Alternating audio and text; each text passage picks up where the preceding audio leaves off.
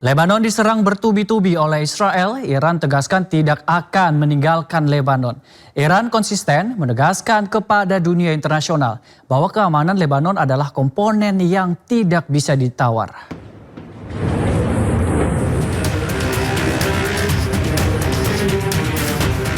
Lebanon diserang bertubi-tubi oleh Israel, Iran tegaskan tidak akan meninggalkan Lebanon.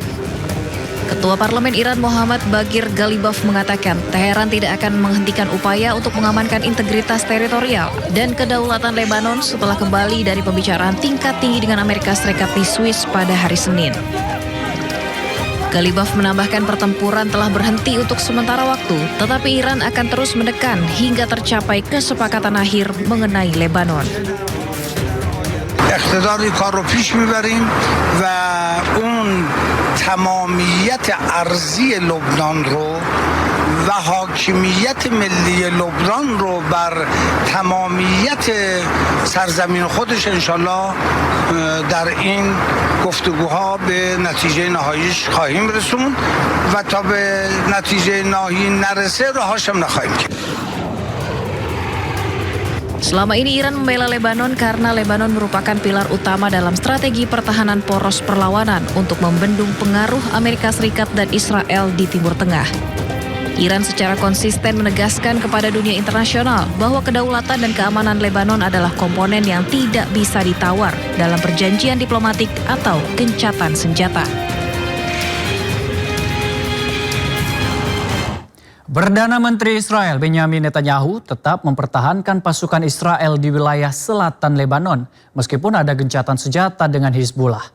Presiden Amerika Serikat Donald Trump mengkhawatirkan semakin besarnya pengaruh kelompok garis keras Israel dan berniat mengganti Netanyahu.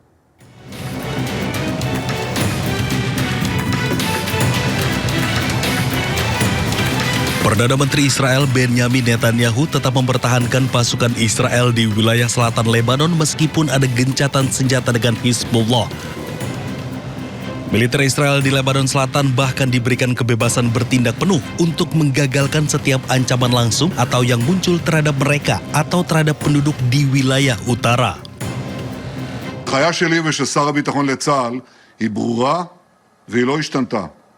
ללוחמים שלנו בדרום לבנון יש חופש פעולה מלא לסכל כל איום ישיר או מתהווה עליהם או על תושבי הצפון. אין לצה"ל שום הגבלה בעניין זה. אני עומד מאחוריהם, העם כולו עומד מאחוריהם. ואני עומד איתן על כך שנשאר ברצועת הביטחון בדרום לבנון ככל שידרש כדי להגן על תושבי הצפון ועל כל אזרחי המדינה.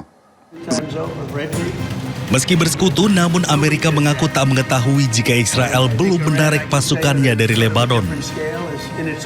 Presiden Amerika Serikat Donald Trump berjanji akan menyelesaikan masalah ini karena menganggap tekanan Israel ke Lebanon adalah hal yang sepele bisa ia selesaikan dengan cepat. Earlier today, the Israeli Prime Minister Benjamin Netanyahu said his forces are not leaving Lebanon. That is a sticking point in these conversations. He said it publicly in Israel. Well, we're going to take a look at it. Well, what would you do to make sure that he doesn't sabotage the deal? What I'm going to do, but it gets solved. I'm a problem solver. I get problems solved real fast, including with Bibi. Go ahead. Pemerintahan Presiden Amerika Serikat Donald Trump dilaporkan mengkhawatirkan semakin besarnya pengaruh kelompok garis keras Israel dalam koalisi pemerintahan Netanyahu. Trump mulai menjalin kontak dengan pemimpin dan tokoh-tokoh oposisi Tel Aviv dan dikabarkan berniat mengganti Benjamin Netanyahu. Pemirsa, informasi pilihan hari ini akan tersaji di segmen Sindo News 5 sekaligus menjadi penutup Sindo malam hari ini. Anda bisa mendapatkan informasi terkini dan terbaru di kanal YouTube Sindo News dan atau melalui portal yang menghadirkan berita daerah, berita nasional dan berita internasional di sindonews.com. Mari berbagi untuk masyarakat yang terdampak bencana di tanah air melalui MNC Peduli dengan berdonasi pada rekening di bawah ini atau scan QR dengan aplikasi uang digital Anda. Saya Ari Lasya beserta kerabat kerja yang bertugas mengucapkan terima kasih atas atensi Anda. Selamat malam dan sampai jumpa. Sindo News 5. Semua peristiwa yang terjadi hari ini kami rangkum dalam Sindo News 5. Bersama saya David Silahoy.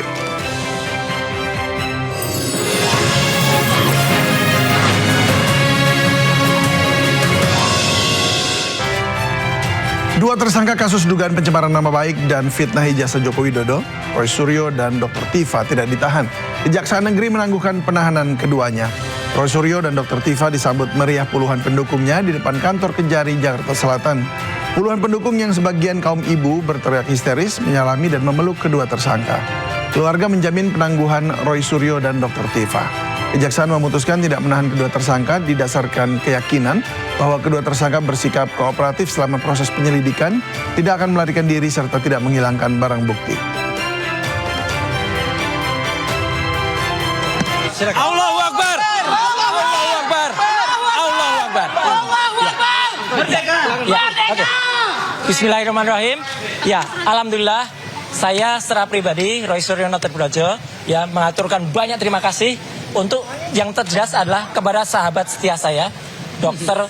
Tifa Tiasuma ya yang terus kami terus berjuang ya, kami tidak memperhitungkan siapa yang di luar sana, juga kepada 3 sahabat kami yang lain, Ibu Kurnia Triuryani, Mas Rizal Fadilah, juga Pak Rustamai, dan terutama yang tidak bisa kami lupakan seluruh lawyer-lawyer yang luar biasa ya, luar biasa ya. Mohon maaf saya tidak bisa sebutkan satu persatu ya, mulai dari Mas Refli sampai yang semuanya, dan tentu saja kepada teman-teman semua, awak media, para jurnalis, para YouTuber, dan juga kepada seluruh masyarakat Indonesia.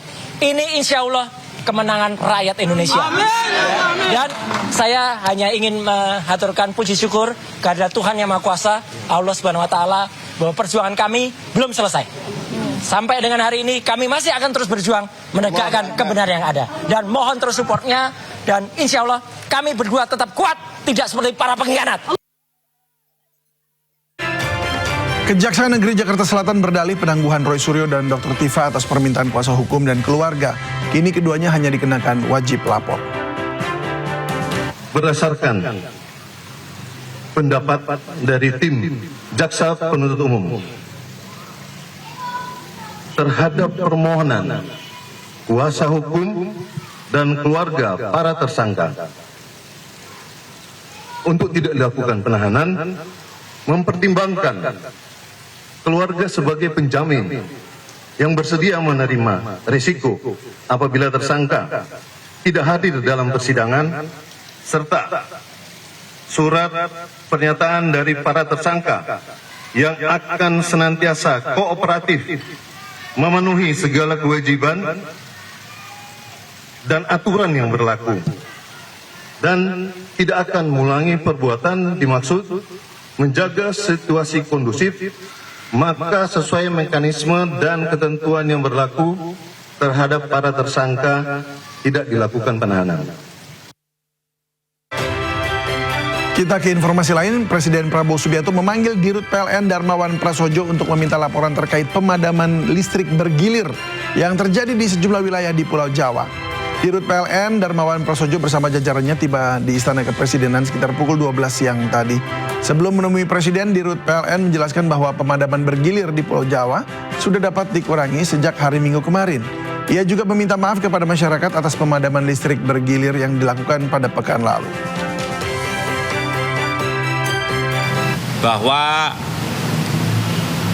pemadaman bergilir yang terjadi minggu lalu di Pulau Jawa,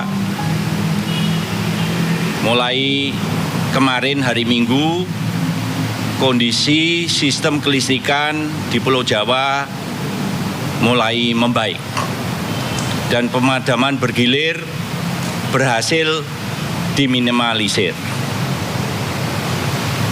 Kami ingin mohon maaf kepada masyarakat karena ketidaknyamanan dengan terjadinya pemadaman bergilir tersebut. Pasokan energi primer yang sesuai dengan spesifikasi kebutuhan pembangkit baik PLN maupun dari pembangkit milik mitra kami atau Independent Power Producer minggu lalu mulai mengalir, dan untuk itu memperkuat ketahanan dari sistem kelistrikan di Pulau Jawa. Untuk mendukung PLN dalam melancarkan sistem kelistrikan nasional agar tidak terjadi pemadaman massal kembali, Kementerian SDM akan merevisi harga batu bara untuk kebutuhan dalam negeri atau domestic market obligation yang digunakan oleh PLN. Menteri Energi dan Sumber Daya Mineral Bahlil Lahadalia secara tegas akan melakukan revisi harga batu bara untuk kebutuhan dalam negeri atau domestic market obligation (DMO) yang digunakan oleh pembangkit listrik PT PLN. Dan wacana tersebut muncul seiring meningkatnya biaya operasional penambangan batu bara yang saat ini mencapai sekitar 8 hingga 12%, sehingga dinilai semakin membebani pelaku usaha tambang. Bahlil menyebut bahwa pemerintah perlu menjaga keseimbangan antara kepentingan PLN sebagai pembeli dan perusahaan tambang sebagai pemasok. Dirinya menegaskan bahwa pengusaha tidak seharusnya dipaksa menjual batu bara dengan harga yang terlalu rendah hingga berpotensi menimbulkan kerugian. Hari kan semakin rendah. Nah ini yang kita lagi cari solusinya. Tapi secara yang lainnya nggak ada masalah. Pak, masih akan ada pemadaman Pak? Insya Allah nggak ya. Pak, udah mulai masalahnya harga DM kan 70 loh. Akan ada masalahnya untuk pemadaman. Karena Bapak waktu di DPR ada sebut itu. Oh iya, untuk medium ini kan SR-nya sudah dari 8 sampai 12%. Kos produksinya kan udah tinggi. Jadi kita juga harus membijaksanai agar teman-teman pengusaha juga jangan juga dibeli dengan harga yang sangat murah. Kalau beli harganya rugi, nggak mungkin juga. Karena pengusaha juga kan harus jaga agar mereka tidak rugi. Lagi kita menghitung plus minus agar PLN-nya juga tidak dirugikan dan pengusahanya juga tidak dirugikan.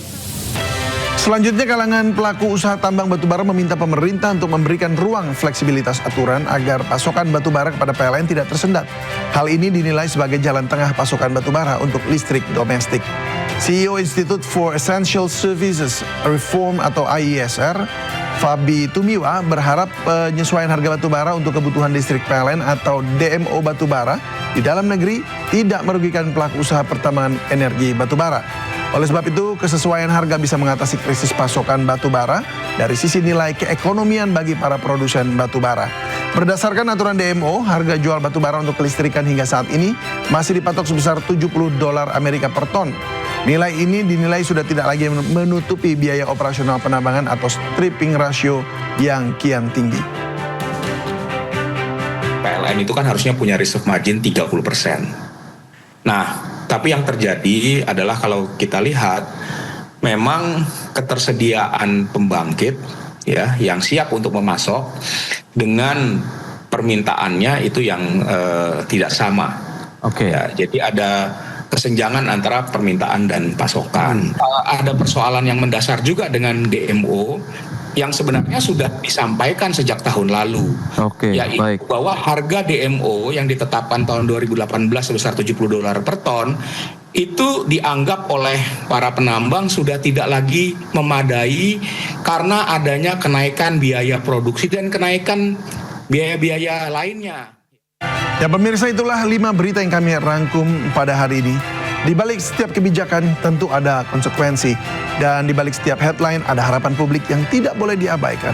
Dan hari ini kalau kita belajar, itu adalah kekuasaan bisa dibongkar, kebijakan bisa ditantang, dan suara publik kalau cukup lantang bisa mengubah arah. Saya David Silahoy, sampai jumpa.